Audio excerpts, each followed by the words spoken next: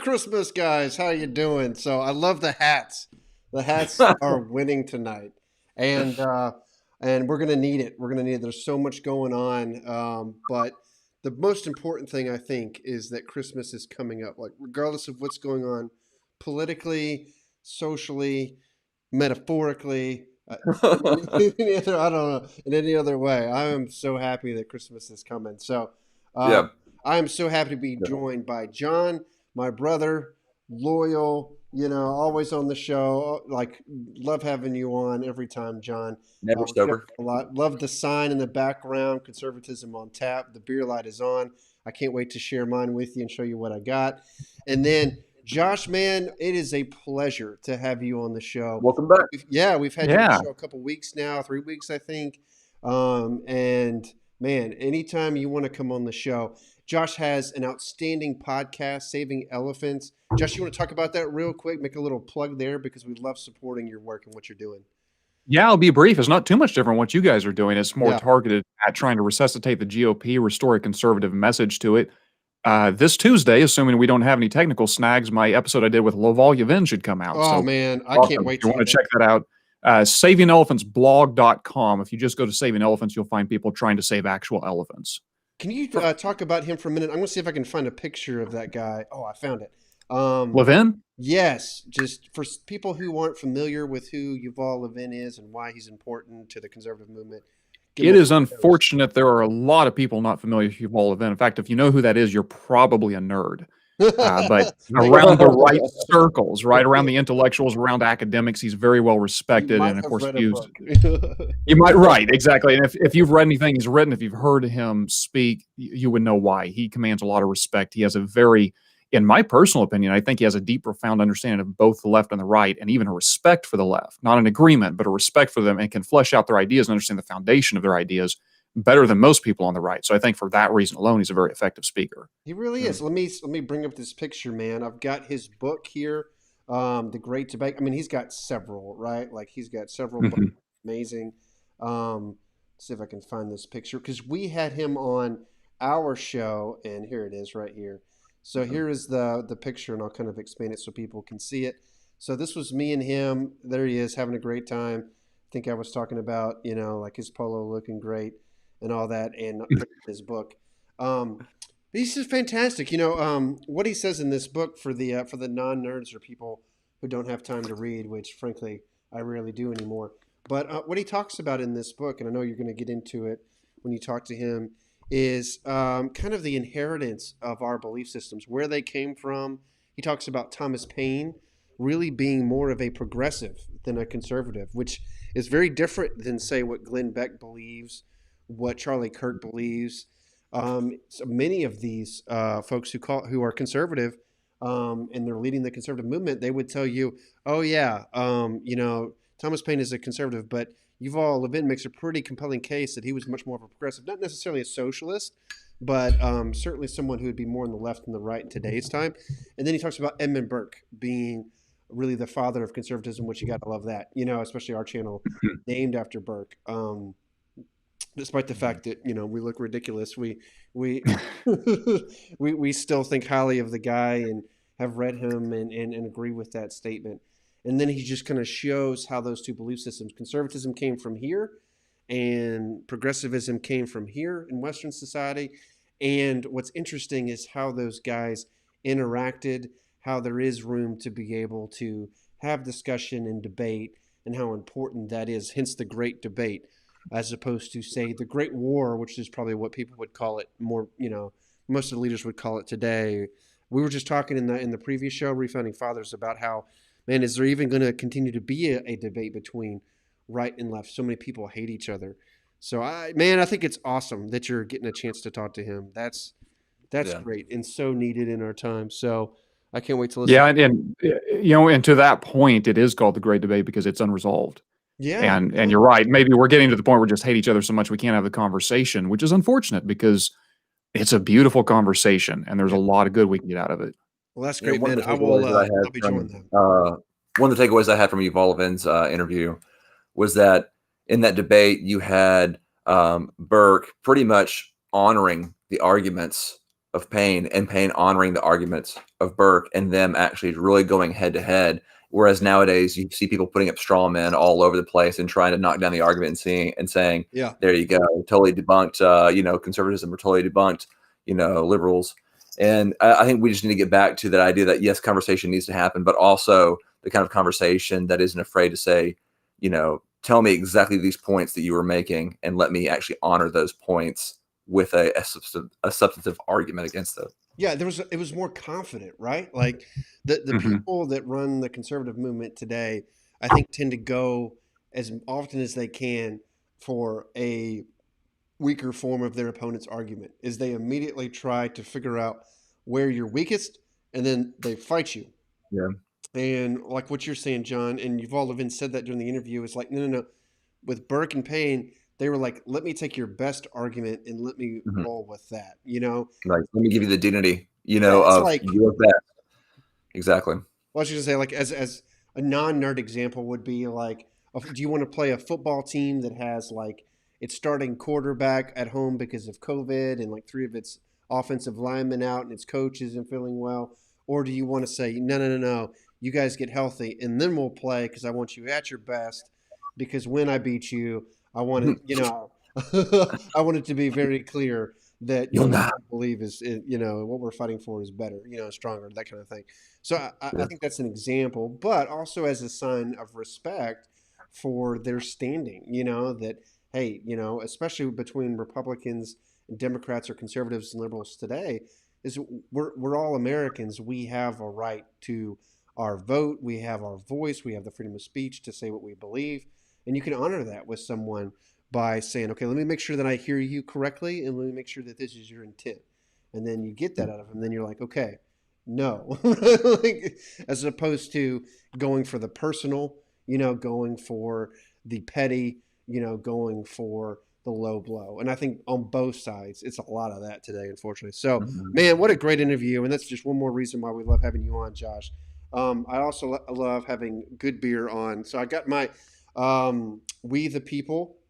I've got my glass here from Lucky Shot, which is excellent. So you can see, looking good. yeah, it's got like the writing there from Constitution on it, which is outstanding.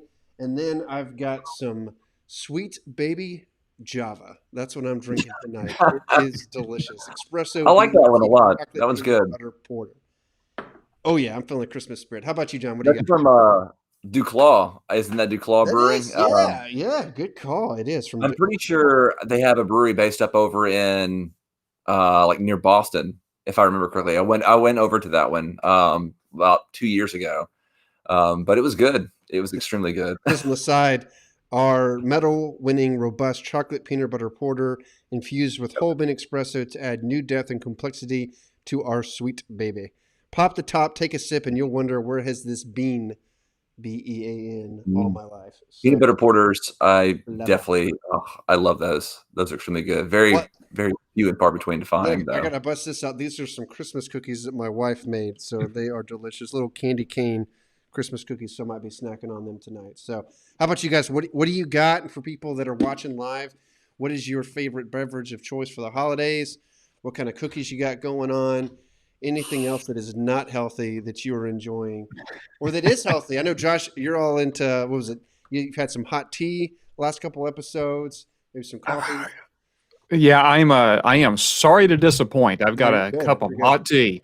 And I say sorry to disappoint because I was aiming for some hot chocolate or something a little bit more seasonally appropriate, but I ran out. I couldn't find anything, and it's a sure shame. Here in Tulsa, I don't know what the weather's like out by you guys, but we have a massive amount of snowfall. It looks like yeah. We've had like one of the warmest days all winter over here. So we're wishing. Well, that's a couple of days ago, but yeah, it's really coming. And in fact, I've resumed one of my favorite winter hobbies, which is cold water swimming out in the pool outside. Wow. So if you check out my Facebook profile, you'll see me fully submerged in a pool in a Santa hat.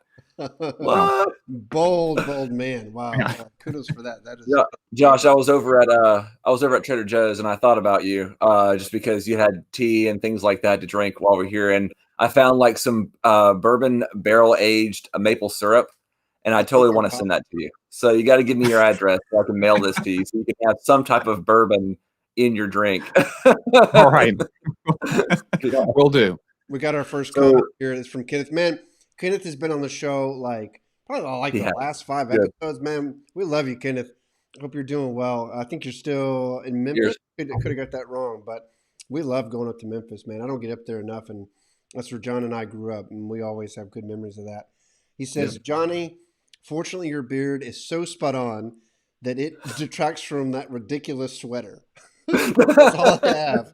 So I'm just going to bask in all three of y'all's brilliance. Merry Christmas to you guys. Merry Christmas to you, Kenneth. Oh, Merry Christmas. Yeah, That's that's awesome. I'm just going to leave that comment up here. So that's fun. Okay, so this Oh, week good. we asked our followers. So we had the big whole Texas lawsuit debate, and they got Yep. thrown out. Like it felt like the next day, like they didn't even really look at it, which was really disappointing, in my opinion. We can get into that if you guys want, and we did it on our other show with the liberal and the libertarian. But before we get to that, man, I'm feeling Christmas this year. Normally, I don't really get into it all that much. Like, we go to church, Christmas Eve service, it's sweet. But I just feel like this year, when I think back to like, what does Christmas mean? Like in an ultimate spiritual sense, what did Saint Nicholas mean? It was all about bringing light into darkness, and there's so much darkness going on because you got COVID and it's raging, and they're starting to ship out the vaccine, but a lot of people don't trust it. Mhm. Like the death rate is going up, and it's just really depressing.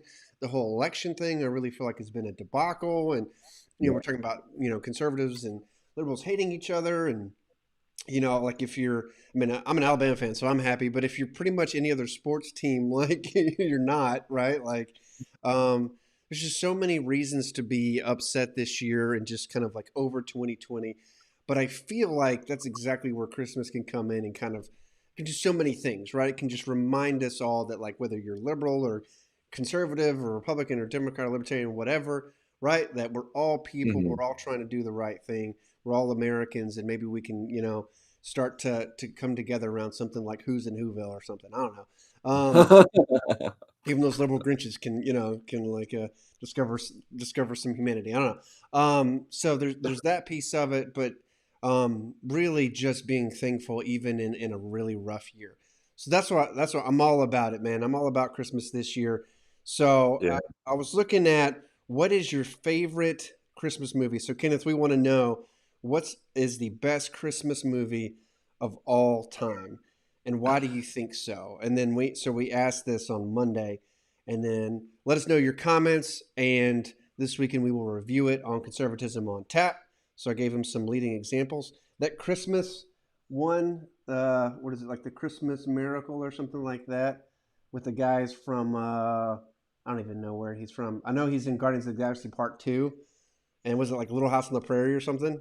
That's like, Yep. yeah, that's been on like in the background of our house like for the past week straight. I, And clearly, I still don't even know the guy's name. So there you go. so I was thinking that Kenneth is probably watching this. I'm pretty sure like I watched like the very first time I watched Christmas Vacation. National Lampoon's Christmas Vacation was at his house, like sleeping over at his Well, house with our Eric. parents didn't have it, so And they definitely didn't have it. So I'd go over to Ken's house and watch National Lampoon's like Vegas Vacation, Christmas Vacation, and get all that out of my system over at his house. all right, this is what I got. So top Christmas movies of all time. Beth says Rudolph, as well as a Charlie Brown Christmas. So thinking Charlie Brown Christmas, old that's one like of my little favorites. stick animation, Rudolph. That's what I'm thinking. And then the Yep. Charlie Brown one. That's one sweet with the little guy with his blanket and stuff, talking about Jesus and everything. It's Ben very Hur. melancholy. Ben It's Hur. actually a very melancholy Christmas. It is. He's like, hey, wake up, realize what it's all about, which you can't really say that much in today's time. But Much. Roger, who was on our election show, big fans of Roger, he said Ben Hur. I haven't seen Ben Hur in years. He's like, Christmas involves Christ, plus the chariot scene is epic. So I mean, I can't disagree. Ben Hur is like 5.5 hours. Like I was like, at Is least that as a a kid Christmas when I was movie? I don't watching know. it, it was. Clay Carson says Jingle All the Way with Arnold and Sinbad dueling it out for Turbo Man supremacy. We're definitely going to talk about that one. Oh man. Christmas Carol, we got to talk about which one's the best version. He's talking about the 1951 version.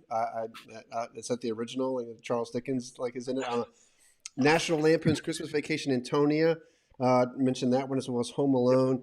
And then my man Dan Brown says Die Hard and Fight Me. So what do you think, Josh? Like, what would you say is? Put the trivia music on. What would you say is the ultimate quintessential Christmas movie from this From list or from your own own or staff? from your own. Yeah. I mean, the problem I'm having with the question is you kind of have to pick a category. From that list, I Yeah. would say as far as comedy goes, it's hard to outdo Christmas Vacation. I love Chevy Good movie. Chase. I think that's just an absolute classic. Classic. As far as a classic Christmas movie that conveys the spirit, I'd have to go with, and it's not on the list. I'd have to go with "It's a Wonderful Life." Oh yeah. Oh yeah. That's got to make the list. Agreed. So Yeah. I'm gonna stop eating cookies here for a minute so I can talk. What is it about that movie? Like, everybody's seen it, but remind us. What is it about that movie that's so important that captures the spirit? Well, I think first off, it needs to be said it's just a very high quality film. It is. I'm It, gonna find I a mean, it has a good message to it, but the movie stands on its own, even if it didn't have the good message. It's got very memorable characters. It's got comedy. Yeah. It's got romance, and it's got an adequate amount of romance that it doesn't bore me too much. But I find it actually interesting. It feels like it's ripped from the 1950s, and you just kind of, which most of the Christmas songs we still sing today came from that era. And I Yeah. know they don't have that music in the movie, but it feels like Christmas. And I think it kind of connects us to this nostalgia of the past that even our parents grew up with this. But beyond that, I mean, the obvious, I think, anchor to the film is just the underlying theme of it being a wonderful life of someone who's down on their luck, someone who has experienced disappointment their entire life, and then being able to see it through a new lens and see the worth that a life actually conveys and how much he is actually meant to people in that renewal of spirit. Yeah, Mhm. absolutely. What do you think, John? Oh gosh, I mean, there's so many good scenes in "It's a Wonderful Life" that I really enjoyed. I think one of the quintessential scenes that I enjoy is when when they're dancing Hmm. and that guy's jealous and he opens up the pool and the pool opens up right there and everyone's like, falling in, but all of a sudden it becomes an amazing time for everybody Yeah. at the dance. And they just like, there's just this sense of like throwing off like this, decorum and just cutting loose and just, feeling, I don't know, just feeling that Christmas spirit, that casual spirit. But I think what I like most about it is obviously, you have George Bailey. All he wants to do is travel the world. He wants to see the world. He wants to become this like kind of almost this Indiana Jones type character, I guess, in his head. Yeah. And he never can get away. There's always some obligation, some type of sacrifice that he has to make, for the greater good that he doesn't see the immediate benefit of. And finally, he just gets wrecked. He's at like his last leg, contemplating suicide. And by the end of it, he goes through kind of like that nightmare scenario, kind of like what Scrooge has to go through before he realizes that, like, despite life being at its lowest point, it's still worth living. There's still good in that moment. And he actually, I think what my favorite part is that he embraces, that life. And then he realizes, at the very end, all those people from the town realize that he's down on his luck, and they pitch in and contribute and make, the money that he needs to keep things going. But like he chooses life before any of that happens. And I thought that was really, really fun. Not to mention there's that SNL skit at the very end, where he like, it's like the aftermath where George If you Bailey haven't goes up seen against this, Mr. Josh, Potter. or Kenneth, or anybody watching live, there is a Saturday Night Live skit that took place like decades later, and Yeah. in it, like the big question is, what happened to Potter? Why didn't he get justice? He stole the money and framed the guy's poor friend. Yeah. In the SNL skit, like George Bailey gets the entire team of people that come over to his house, and they're He like, makes a mob. "We've got one more thing we need to do, guys! Like seek vengeance." And then He just goes out and burns the guy's I think house. Potter gets out of the chair. He's not actually crippled. He's been like, he's been pretending All in alive. Christmas spirit, huh? Yeah, Oh it's man. actually like it's better than pretty much the last three Star Wars movies, in my opinion. So, Oh dude. That's not setting the bar too high. yeah, I know. All right, Right. so yeah, and it's cool to think about that movie in relation to, say, like A Christmas Carol, right? Because there's similar themes about how like business is important, right? Um, Obviously, George Bailey, he's trying to get people into homes and everything. But then there's like the whole Potter ethic of like just unmitigated, like ruthless capitalism, and they kind of find their balance in that. So I Mhm. think that's really important, especially for the holidays. Is absolutely, like making money and having a living is important, and George Bailey tries to do that, but at the same time, you still need to keep your focus on what's important. That is that community. There's the, the family piece of that. Then there's the faith, aspect as well. And movies that get that, I think, are truly American. People, there are conservatives who are more libertarian types, really, who want to say like it's all about the economic incentives or property rights, all that. Like that, those are important. Don't get me wrong, but there's more to life than just that. And movies like this capture that. I want to give you some trivia. I just looked this up. Oh man. I got three. So I'll see which ones you know. For the scene that required Donna Reed to throw a rock through the window of the Granville house. Remember this? When they're like I did. throwing, it's the house they end up moving into. The director, Frank Capra, hired a marksman to shoot out the window on cue. To everyone's amazement, the marksman never had to fire because Donna Reed broke the window by herself. So that was real. She actually like Yeah. She hit it. throws the rock. She nails it. She had played baseball in high school and had a strong throwing arm, or softball. Wow. Yeah, isn't that amazing? That's pretty neat. I didn't You know that. probably know this one. Uncle Billy, when he drunkenly leaves the Bailey home, like, I'm I knew all that. right, I'm all right, right. It sounds as if he stumbles into some trash cans on the sidewalk, but this was all like improvised. In He fact, actually a took crew member things dropped a over. large tray of props after the actor, Thomas Mitchell, went off screen. James Stewart, like, actually begins laughing, not in the script. And then Mitchell quickly improvised. That's what goes, I'm all right, I'm Yeah, okay. So it's totally that's improvised. awesome. The director was like, "This is amazing." Francis Capra decided to use it in the final cut, and then he gave the stagehand who dropped the stuff a $10 bonus for improving the sound. He's such a great guy. And then this is great. Let me find this last one. Um, Here we go. When filming the scene in which George prays, this speaks to the faith component in the bar. James Stewart got so into the scene that, again, not in the script, he begins to cry and sob. Frank Capra later reframed this scene and blew up the shot because he wanted to catch the expression on Stewart's face.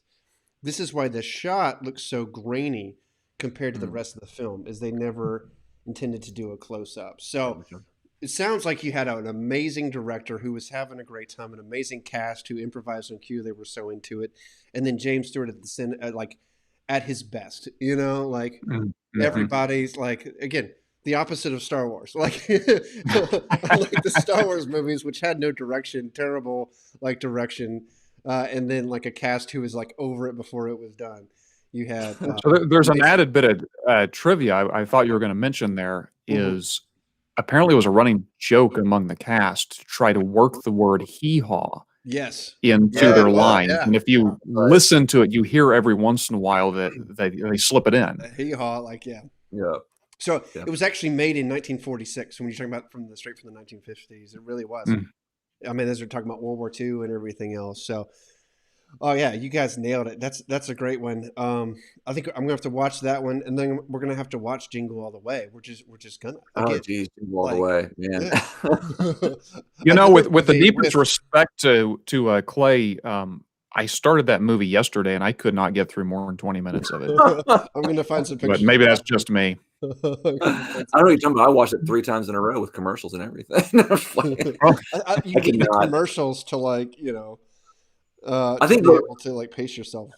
what makes it so like I don't know hard to watch for me nowadays is just watching like the neighbor try and like Oh yeah. snooze his way into like Arnold Schwarzenegger's wife. Like who does that? Who tries to like get in on Arnold Schwarzenegger's wife like that? Such a sleazy guy, you know? There we It's go. so it's sometimes it's so hard to watch that movie now. Did you know that there's actually like a sequel to it? There's a Jingle All the Way 2 with Larry the Cable Guy. So I did not know that No, until just now when I looked it up. So I'm not gonna watch it. I cannot. I was thinking about so Muppet Christmas Carol that was not mentioned, mm. and I think oh, with that deserves Michael Caine. Michael Michael Caine. Caine. Michael Caine's in it, and he's like Michael Caine. he's so Well, what a fun little great. fact about that is that it was originally written where Scrooge was like, you know, he kind of cracking a couple of jokes himself. He was acknowledging all the Muppets around him and all that kind of stuff. Like they were all singing and he's kind of like shunning them and whatnot. Michael Caine like rewrote most of his stuff where he was saying, "Tell you what, I'm going to act like a Shakespearean actor but all the Muppets going on around me, I'm not even going to acknowledge that except for who I'm talking to." And that's it. So when you see him walking around and basically ignoring all the chaos and all the songs and stuff like that going on, that was Michael Caine basically putting his foot down and be like, "I'll do it, but I'm going to be a Shakespearean actor while I do it. Y'all aren't going to shame me and shame Scrooge in the." I gotta So find it's pretty cool. Christmas Carol. Yeah. We watched that the other night, and like you can't not like Michael Caine, right? Like he's like even as Scrooge, you're like, yeah, he's not that bad. Like he's still a very likable guy, and then he just gets more likable, whenever like he goes to the I kind of feel like Scrooge gets Judgment Housed into being good. Though. I don't know about you. He does. Like, Judgment the Ghost of Christmas Past shows him, his memories and nostalgia and things like that, and that softens his heart. The Ghost of Christmas Present shows him that like life is good, life is worth living. I kind of feel like that's enough. Ghost of Christmas, Future is like, you don't change your ways, like you're gonna die. So is Tiny Tim, and like everybody's gonna hate your guts, and like all this. Like Michael Caine's like, oh my gosh, of course I'll change. Yep, and I'm like, that is the story. That's definitely the story. So where would you say that Christmas Carol ranks on your list? If Josh, if It's a Wonderful Life is number 1, is Christmas Carol number 2, or is it further down? Or are we picking from any version of Christmas Carol? Or that's a good question. That's a good question. So I guess what would you say is the best? And we're back to that original problem. I mean, the Muppets version, I would probably categorize as a comedy. Yeah. I would put it below. Charles Dickens' original novel, I think, hands down, is the epitome of the Christmas story. I mean, you can't get much better than that. Yeah. Other than maybe the Gospel of Luke. Right. That's a hard thing to say. I think part of I would say it would come in second to It's a Wonderful Life, only because It's a Wonderful Life, and I'm speaking as a conservative, gives you that sort of rah rah rah Americana kind of spirit. There's the big picture. There you go. Yeah. The definitive version. There you go. There's several. I mean, there's the one with Patrick Stewart. Like that's pretty sharp. There's the one. What's the Jonathan? Help me out with this. The famous British actor. Well, you got Albert Finney and Scrooge. Albert Finney. That's that one. Talk about like Judgment House. That one's terrifying. I remember. So in the Albert Finney version, have you seen that one, Josh? Same guy who I'm trying to remember. Is that black and white? No, I don't think it is. No, it's got color to it. But the Albert Finney, the one that terrified me as a child was the one where the Ghost of Christmas Future was like just a skeletal. You couldn't see its face. Yeah. In the So Yeah, let me get you this. So you have, I'm going to put them up like diametrically opposed. There you have go. the Muppet one, right? Which, like it's sweet. And even like in the end with the Ghost of Christmas Future, it's clearly like made for kids. Okay. And then I'm going to show you this other one with Albert Finney. Give me 1 second here while I get a picture for it. This one's go ahead, Don. Well, this one, you've got pretty much a similar story to the Muppet Christmas Carol. Most of it is pretty much kid friendly until like I would say like around like the Ghost of Christmas Future, because like he's this specter, of course. He's like the hooded, cloaked figure, almost like a Grim Reaper type. But when he shows, like he goes like 10 steps further, rather than just showing Scrooge like his tombstone. Like Scrooge turns around and the Ghost of Christmas Future is a skeleton, like kind of like clearly trying to freak him out. Scrooge falls into his own grave all the way down to hell. Yeah, hell is literally in this movie. Hold on, I got you. I don't know what was up with. Oh wow, I don't know what was up with our childhood, but Hollywood liked to put in horror in children's movies. There it is, right there. This used to terrify me at night. And like, oh my gosh, there it is. All right, so Jonathan's giving you a piece of it, but like, there's several parts to this. Is that in this version of A Christmas Carol, several things happen. So first of all, like Marley is the same guy who played Obi-Wan Kenobi in the original Star Wars, so that's cool. But then he takes him on a journey. He doesn't just say, "Hey, you're going to be visited by 3 ghosts," and he's like, "I'm out." He actually takes him flying at that point, and they see spirits like who are dead, like floating in the air, and they're not like cute. They're like this, right? Like decaying dead. Yeah. just so you know how this is going to go. Like it just starts off terrifying. Then you have like some friendlier pieces and stuff. That's him in the picture there in the middle. You know, he's eating and drinking and stuff with the ghost of Christmas present. But then you have this nonsense where like the skeleton actually comes out to scare him, like Jonathan says, and then he spends time in hell for like 10, 15 minutes of the movie, and Bob Marley reappears down there to terrify him some more. Like, Yeah. He sends people it's with truly chains. great. So, It's ridiculous. so that's the movie, and I showed up in like my third grade class because they said, "Hey, bring your favorite Christmas movie to school, and we'll watch it during the week of like before Christmas." And so they were like, "Oh, like Little West brought a Christmas Carol," and my third grade teacher was like puts it in like the VCR, and she's like, "What the heck?" She's like fast forwarding. She's like, "This is still going on. This is still in the book."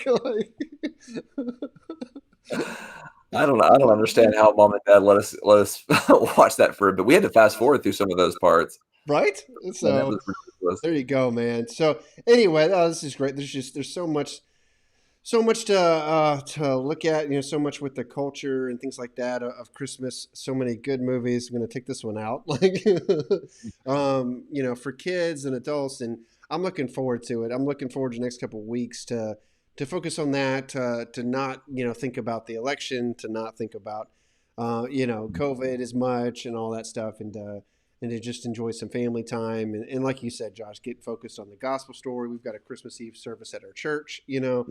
going to be great, some worship music, things like that. I So, mean, uh, any day we can just appreciate like the simple things, you know. I mean, like at my age, with the kids and stuff like that, like they're all into baking and like just baking cookies. We ended up doing like this type of dough mixture that was like pretty much half salt, but like you bake it in different, types of shapes, and then they can paint their own ornaments on there, which was really fun.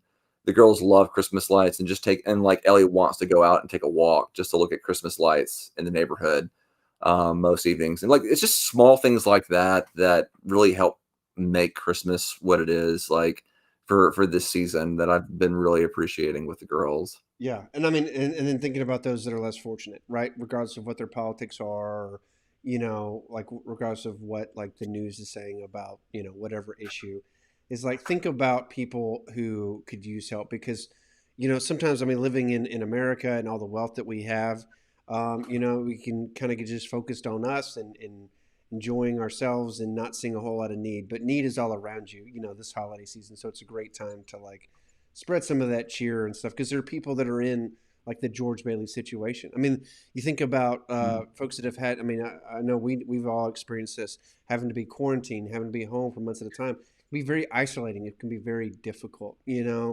can lead to a lot of depression. And that's difficult not being able to get out and around and do the things that you want to do.